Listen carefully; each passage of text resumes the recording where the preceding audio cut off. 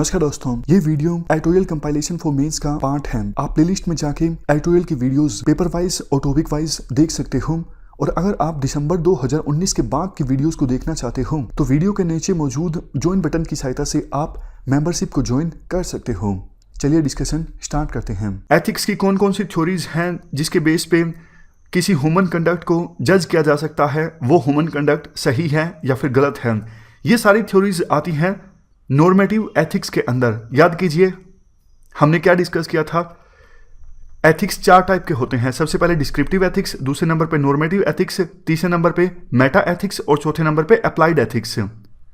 ये सारी जो थ्योरीज हैं जिनके बेस पे ह्यूमन बीइंग के एक्शन को जज किया जाता है वो सही है या फिर गलत है, वो सारी थ्योरीज आती हैं नॉर्मेटिव एथिक्स में। तो आप मेनली 2 पार्ट्स में इन थ्योरीज को क्लासिफाई कर सकते हो, एजेंट थ्योरी और एक्शन थ्योरी। उसके बाद एक्शन थ्योरी में फर्दर 2 टाइप्स हैं, डियोंटोलॉजी और टीलियोलॉजी। उसके बाद टीलियोलॉजी में भी फर्दर सब फील्ड्स हैं, जैसे सबसे पहले यूटिलिटेरियनिज्म, ये कंसेप्ट दिया गया बेंथम के द्वारा, जेरी बेंथम के द्वारा और जेएस मिल्स के द्वारा। दूसरा सब फील्ड टीलियोलॉजी के अंदर है contractarian, Thomas Hobbes, John Locke, Rousseau, ये सब सोशल कॉन्ट्रैक्ट के थिंकर्स आते हैं टीलियोलॉजी के सब फील्ड में। उसके बाद कंटेम्प्रेरी कॉन्ट्रैक्टेरियंस में आते हैं जॉन रोल्स की थ्योरी ऑफ जस्टिस, और सबसे लास्ट में कंटेम्प्रेरी फेमिनिस्ट एथिक्स या फिर एथिक्स ऑफ केयर। ये सारा क्लासिफिकेशन आपको समझना जरूरी है। एक बार फिर से देखिए, नॉर्मेटिव एथिक्स के अंदर 2 थ्योरी हैं, agent theory, action theory. Action theory को फर्दर 2 टाइप में डिवाइड कर सकते हैं, डियोंटोलॉजी और टीलियोलॉजी। टीलियोलॉजी के 4 सब फील्ड्स हैं आगे, कौन कौन से?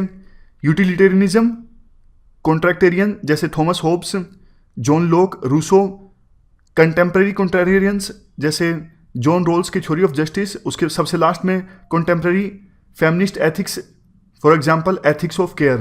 यहीं पे देखो ब्रीफ में हम डिस्कस कर लेते हैं मतलब क्या है एजेंट थ्योरी का, एक्शन थ्योरी का, फिर एक एक करके इन सबको हम डिटेल से डिस्कस करते हैं। एजेंट थ्योरी में देखो फोकस होता है ह्यूमन कैरेक्टर पर। एरिस्टोटल मेन एक्सपोनेंट है एजेंट थ्योरी के। एरिस्टोटल को ये लगता है अगर हम किसी ह्यूमन बीइंग में अच्छा करेक्टर डेवलप कर देते हैं, गुड करेक्टर डेवलप कर देते हैं, तो उस ह्यूमन बीइंग के एक्शंस अच्छे ही होंगे। फिर से बोलता हूं, अगर किसी ह्यूमन बीइंग का करेक्टर अच्छा है तो एक्शंस पर फोकस करने की आवश्यकता है ही नहीं, उस ह्यूमन बीइंग के एक्शन अच्छे ही होंगे। तो एजेंट पे फोकस किया जाता है एजेंट थ्योरी में। एजेंट थ्योरी को वर्च्यू एथिक्स के नाम से भी जाना जाता है। वर्च्यू एथिक्स दिए गए थे एरिस्टोटल के द्वारा। वर्च्यू एथिक्स या फिर वैल्यू एथिक्स डिटेल से डिस्कस करेंगे, एक बार सिर्फ ओवरव्यू ऊपर से हम ले रहे हैं। दूसरे नंबर पे है एक्शन थ्योरीज। एक्शन थ्योरीज में देखो ह्यूमन बीइंग्स के एक्शंस पे फोकस किया जाता है। एक्शंस को इवेल्युएट किया जाता है, एक्शंस सही हैं या फिर गलत हैं। एक्शन थ्योरीज को आप 2 पार्ट्स में डिवाइड कर सकते हो, डियोंटोलॉजी और टीलियोलॉजी।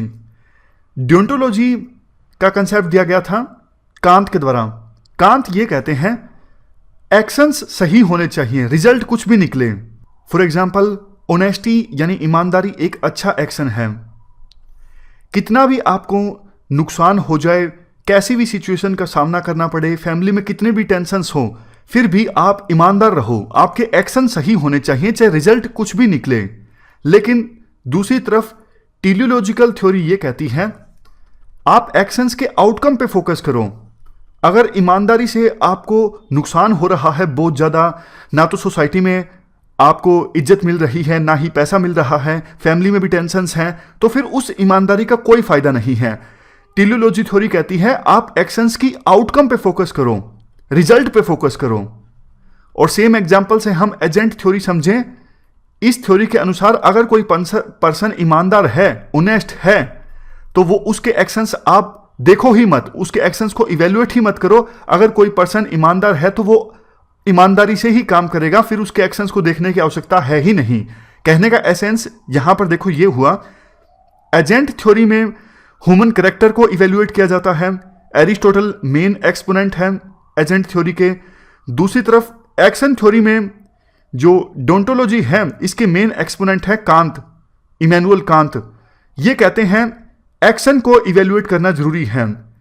और टेलियोलॉजी के मेन एक्सपोनेंट है बेंथम, जेरी बेंथम, जिनके द्वारा यूटिलिटेरियनिज्म का कंसेप्ट दिया गया। ये बोलते हैं एक्शंस की आउटकम पे फोकस करो, रिजल्ट पे फोकस करो। इस डिस्कशन में फिलहाल इतना ही है। Thank you very much for discussion.